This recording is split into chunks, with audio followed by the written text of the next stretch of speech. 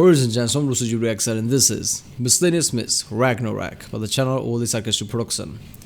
Some say the world will end in fire, some say in ice. It will be in ice. The proton decay and everything, it will be in ice.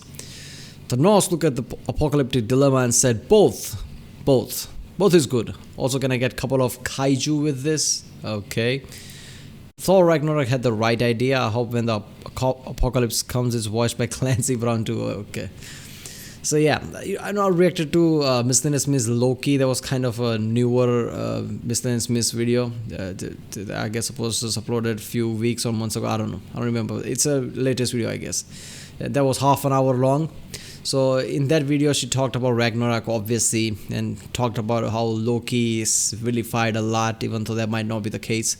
So I think I should know some about this, I have some knowledge about this, and I reacted to other, I guess, Norse mythology videos too, Utgard Loki and other things like that. So I don't know, I feel like this should be familiar, but I guess we'll see.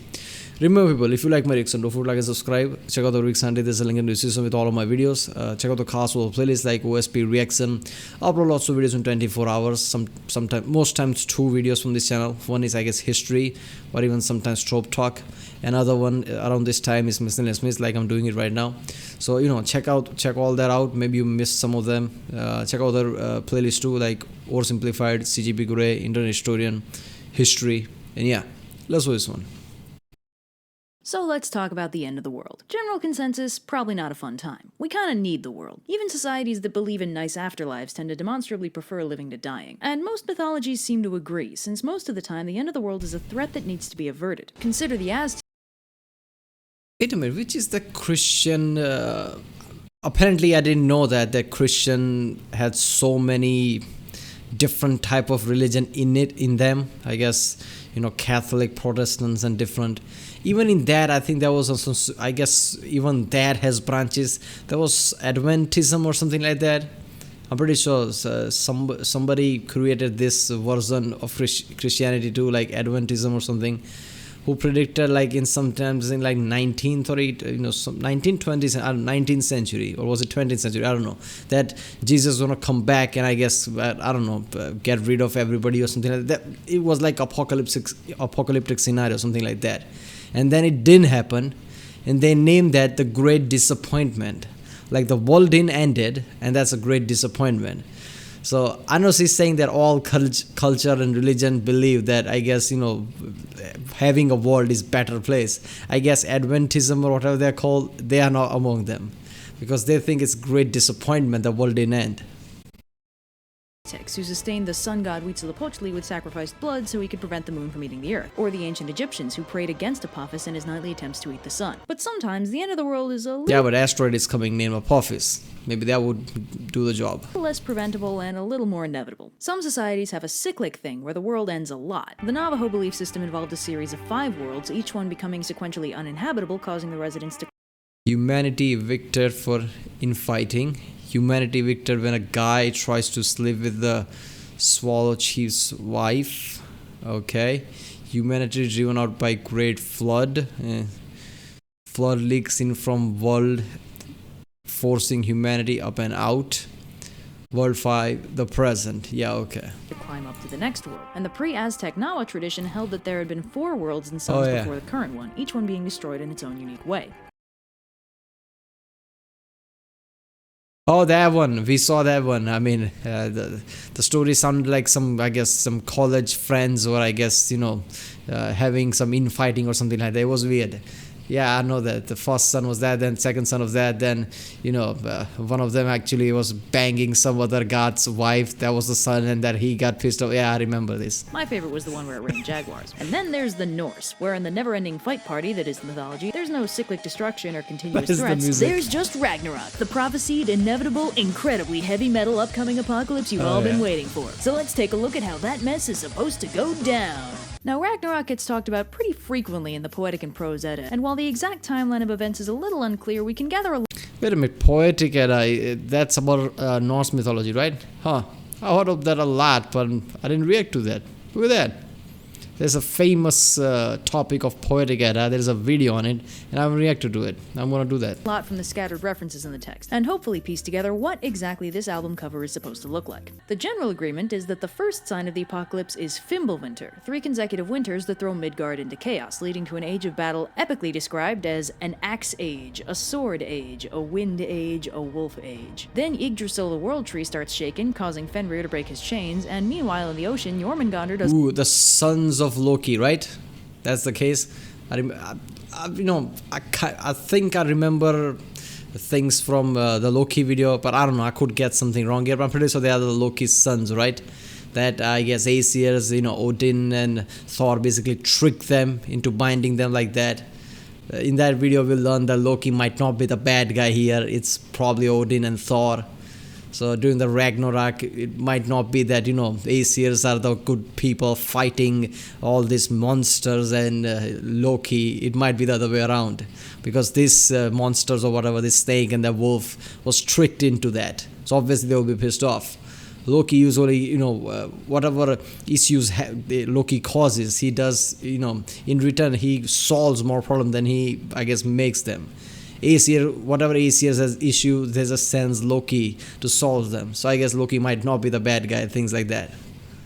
Does a little wiggle, which causes Nilfar, the boat made of dead men's fingernails, to break its moorings and set sail for Vigridr with an army on board. In fact, it seems like Vigridr is the place to be, as the frost giant King Hrym, the fire Jotun Surtur, and the entire population of Muspelheim all start advancing towards it in preparation for the final battle. At some point in all this, the sun and moon are eaten, possibly by Fenrir, definitely by a wolf of some variety. Also, Loki is there somehow, although how exactly he escapes his underground snake prison is unclear. Guess it's good to leave some surprises. Recognizing that junk is getting real on Midgard, Heimdall blows the Gjallarhorn to alert the Aesir that it's about to go down. Odin chats with Mimir's severed head for a bit, probably looking for some last-minute advice, and then it's Ragnarok o'clock and time for the final battle. The gates of Valhalla open and the Einherjar stream out to battle, and quick side note, fun fact, Valhalla is the most famous warrior afterlife, but traditionally after a battle, Freya and Odin split the souls of dead warriors, with half going to Freya's realm of Folkvanger and the other half to Valhalla.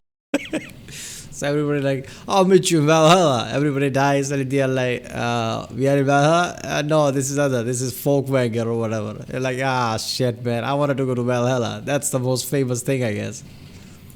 It's not explicit that the warriors in Folkvanger join the battle, or even that Freya does, but it wouldn't really make sense for them not to. Freya is one of only 5 Norse war gods. Anyway, starting Ragnarok off on a high note, Odin is eaten by Fenrir, but is avenged shortly thereafter when his son Vidar kills Fenrir. Thor and Jormungandr kick the crap out of each other for a while, and while Thor wins, he doesn't get to celebrate for very long as he dies after taking 9 steps away. Freyr fights Surtur and loses because he doesn't have his sword, which we may recall he gave to his servant way back when he was trying to court Gurthur. Tyr fights this big scary dog named Garmr, and they wind up killing each other. Loki and Heimdall join the mutually assured destruction party by also killing each other, and the What's the matter? Bright eyes? Didn't see this coming. I've been dreading that, dumb quip literally my whole life. Oh, okay. Look at the look like, yeah, I'm the man now. Look at this shit. Glowing eyes, glowing hands. I'm the OP here. Fight winds down in a chill way, with Surtur raising the earth, which subsequently sinks into the sea as stars vanish from the sky. Some time passes. At some point, Sol's daughter takes her place as the sun, and the earth begins to re-emerge from the water. The surviving Aesir reunite on the field of Idavollr. Present and accounted for are Odin's sons Vali and Vidar, Thor's sons Magni and Modi, now wielding Mjolnir in the absence of their father, and last but not least, Baldur and Hoder return from hell none the worse for wear. Luckily for everyone, 2 humans have also managed to survive, Lif and Lifthrasir, who set about repopulating the earth. Exactly what other gods survive Ragnarok is unclear, which isn't Loki survived? He has to survive, right? I don't know.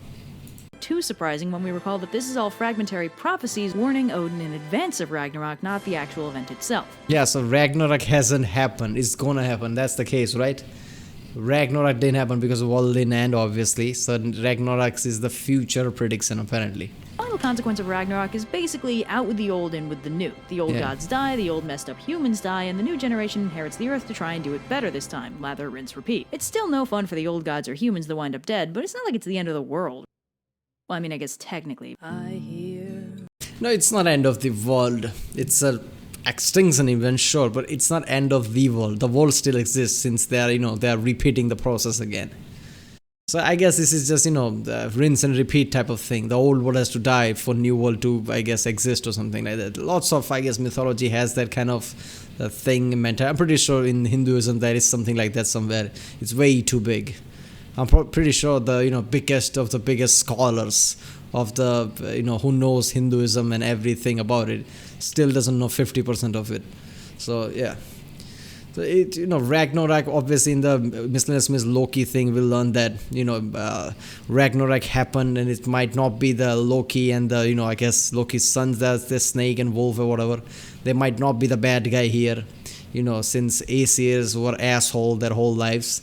Obviously the extinction event kind of is bad, bad thing in Loki's part. That's the only argument you can make, that Loki might not be the good guy since this event kills everybody.